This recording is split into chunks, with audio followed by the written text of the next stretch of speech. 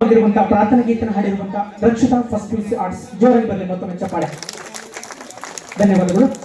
ಅದೇ ರೀತಿಯಾಗಿ ಯಾರಾದ್ರೂ ಬಂದ್ರೆ ನಾನು ಕೇಳಿದ್ರ ಏನ್ ಸರ್ ಇದು ಆ ಒಂದು ಹಳೆಯ ಸಂಸ್ಥೆ ಇದು ಇಷ್ಟೆಲ್ಲ ಸಂಖ್ಯೆ ಇಷ್ಟಾಗಿತ್ತು ಇಷ್ಟೆಲ್ಲ ಬೆಳೀತು ಅಂತ ಹೇಳಿ ನನಗೆ ಕೇಳಿದಾಗ ನನ್ನ ಪಟ್ಟು ಮಾಡೋದು ಯಾರನ್ನಂದ್ರ ಈ ವಿದ್ಯಾರ್ಥಿ ಬಳಗವನ್ನ ಮತ್ತು ಉಪನ್ಯಾಸಕ ಬಂಧುಗಳನ್ನ. ಯಾಕಂದ್ರೆ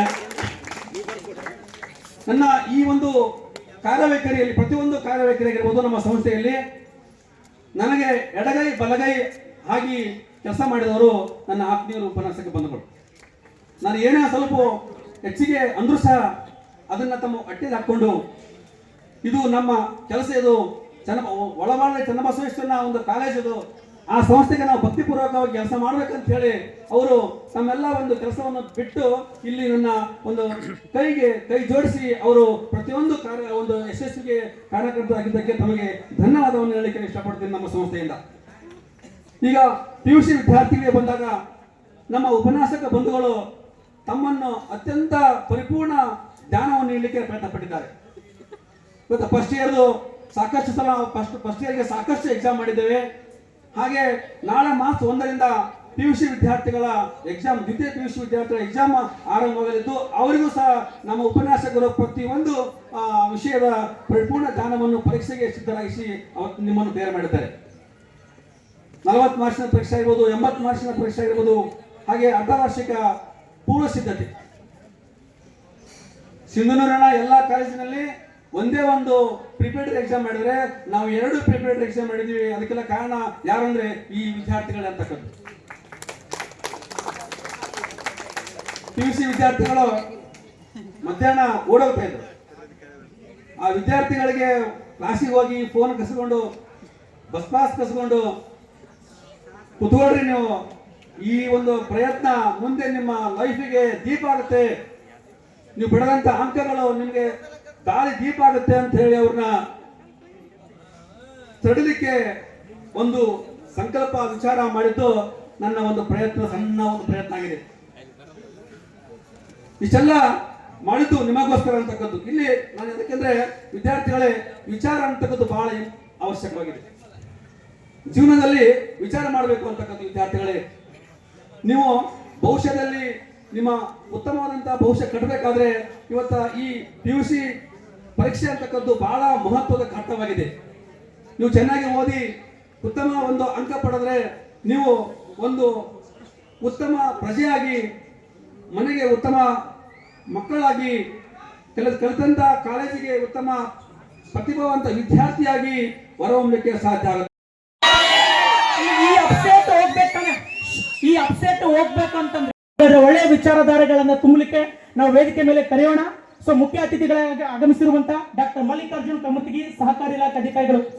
ತಾತನವರ ಟ್ರಸ್ಟ್ ವತಿಯಿಂದ ಈ ಸಿಂಧನೂರಿನಲ್ಲಿ ಜ್ಞಾನ ಸಾಗರವನ್ನ ಹರಿಸ್ತಾ ಇರುವಂತಹ ನ್ಯಾಷನಲ್ ಪದವಿ ಪೂರ್ವ ಮಹಾವಿದ್ಯಾಲಯದಲ್ಲಿ ಇಂದು ನಡೀತಾ ಇರುವಂತಹ ಈ ದ್ವಿತೀಯ ವರ್ಷದ ವಿದ್ಯಾರ್ಥಿಗಳಿಗೆ ಬೀಳ್ಕೊಡುಗೆ ಸಮಾರಂಭದ ವೇದಿಕೆ ಮೇಲೆ ವಿರಾಜಮಾನರಾಗಿರುವಂತಹ ಪೂಜ್ಯರೇ ಹಾಗೂ ಈ ವೇದಿಕೆ ಮೇಲೆ ಆಸೀನರಾಗಿರುವಂತಹ ಈ ಸಂಸ್ಥೆಯ ಅಧ್ಯಕ್ಷರೇ, ಪ್ರಾಂಶುಪಾಲರೇ ಹಾಗೂ ಈ ಸಂಸ್ಥೆಯ ಆಧಾರ ಸ್ತಂಭಗಳಲ್ಲಿರುವಂತಹ ಎಲ್ಲ ನನ್ನ ನೆಚ್ಚಿನ ಉಪನ್ಯಾಸಕ ಸಹೋದರ ಸಹೋದರಿಯರೇ ಹಾಗೂ ಈ ಸಂಸ್ಥೆಯ ಬಹುದೊಡ್ಡ ಆಸ್ತಿಯಾಗಿರುವಂತಹ ಎಲ್ಲ ನನ್ನ ನೆಚ್ಚಿನ ವೇದಿಕೆ ಮುಂಭಾಗದಲ್ಲಿ ಕುಳಿತಿರುವಂತಹ ಸಹೋದರ ಸಹೋದರಿಯರೇ, ನಾನು ಪ್ರತಿ ಯಾವುದೇ ಒಂದು ಕಾರ್ಯಕ್ರಮದಲ್ಲಿ ಉಪನ್ಯಾಸವನ್ನ ಮಾಡಬೇಕಾದ್ರೆ ನಮಗ ನಿಮ್ಮದೇ ಚಿಂತೆ ಅಲ್ಲ. ಅವರು ನಮ್ಮ ತಾಯಂದ್ರು ಬಹಳ ಶಾಂತ ಇರ್ತಾರೆ, ಅವ್ರದೇನು ಚಿಂತೆ ಇಲ್ಲ. ನಮ್ಗೇನಿದ್ರು ಗಂಡು ಹುಡುಗರ ಬರೋ ಚಿಂತೆ.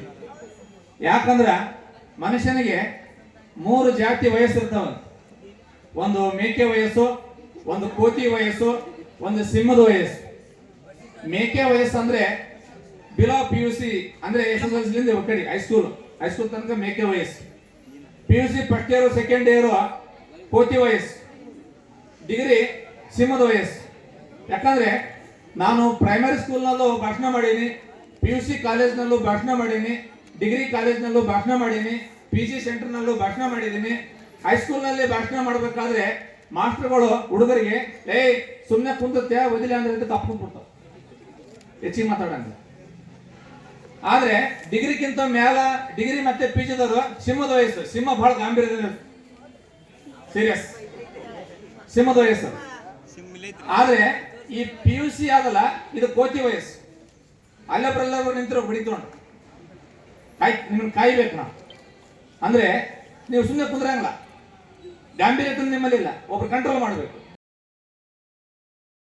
ನಾವು ನೀವು ಬರಬೇಕಂತ ಮತ್ತೆ ಪ್ರೋಗ್ರಾಮ್ ಕ್ಯಾನ್ಸಲ್ ಮಾಡಿ ಬಂದೆ. ಬಹಳ ಖುಷಿ ಆಗ್ತಾ ಇದ್ದೇನೆ, ಯಾಕಂದ್ರೆ ಇಲ್ಲಿರುವಂತ ಎಲ್ಲ ಬಳಗ ನನ್ನ ಬಳಗನೇ ಇದೆ.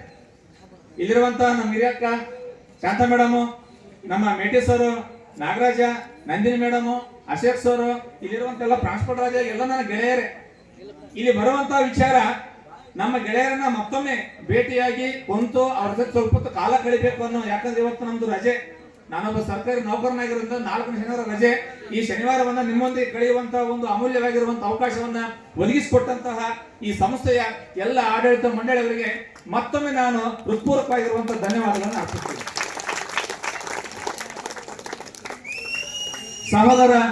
ಸಹೋದರಿಯರೇ, ಪ್ರತಿಯೊಂದು ಕಾಲೇಜಿನಲ್ಲಿ 2 ಪ್ರಮುಖವಾಗಿರುವಂತಹ ಕಾರ್ಯಕ್ರಮ ನಡೀತವೆ.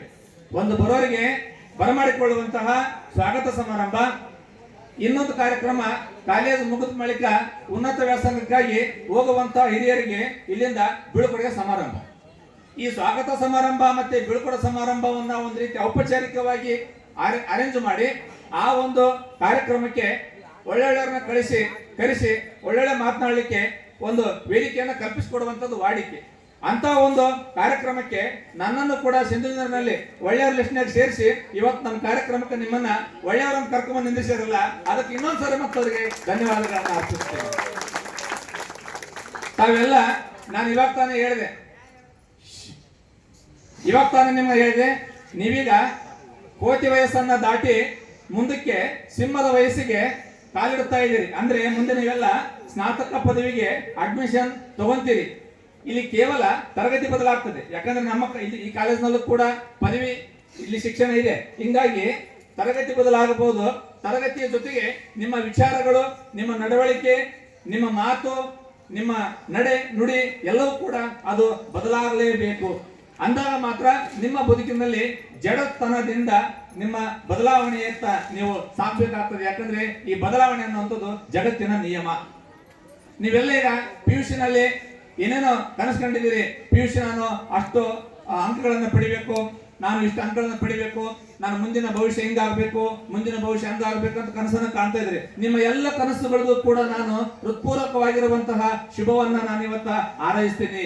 ಆದ್ರೆ ಕನಸು ಕಂಡಂತಹ ಎಲ್ಲರ ಕನಸು 100ಕ್ಕೆ 100ರಷ್ಟು ಜಗತ್ತಿನಲ್ಲಿ ಭವಿಷ್ಯ ಸಕ್ಸಸ್ ಆಗ್ಲಿಕ್ಕಿಲ್ಲ. ನಾನು ಹಿಡ್ಕೊಂಡೆ ಎಲ್ಲರ ಕನಸು ಕಾಣೋಣ. ನನಗೂ ಕೂಡ ದೊಡ್ಡ ಕನಸಿತ್ತು, ರಾಷ್ಟ್ರಪತಿ ಆಗ್ಬೇಕಂತ, ಆಗ್ಲಿಲ್ಲ. ಕನಸು ಕಾಣಕ್ಕೆ ಚಾರ್ಜ್ ಮಾಡಬೇಕಾಗಿಲ್ಲ, ರಿಚಾರ್ಜ್ ಮಾಡಬೇಕಾಗಿಲ್ಲ, ಕರೆನ್ಸಿ ಹಾಕ್ಸ್ಬೇಕಾಗಿಲ್ಲ. ಆದ್ರೆ ನಿದ್ದೆನೂ ಮಾಡ್ಬೇಕಾಗಿಲ್ಲ. ನಿದ್ದೆ ಮಾಡ್ಲಿಕ್ಕೆ ಯಾವ್ದು ನಿಮ್ಮನ್ನ ಬಿಡೋದಿಲ್ವೋ ಅದು ಕನಸು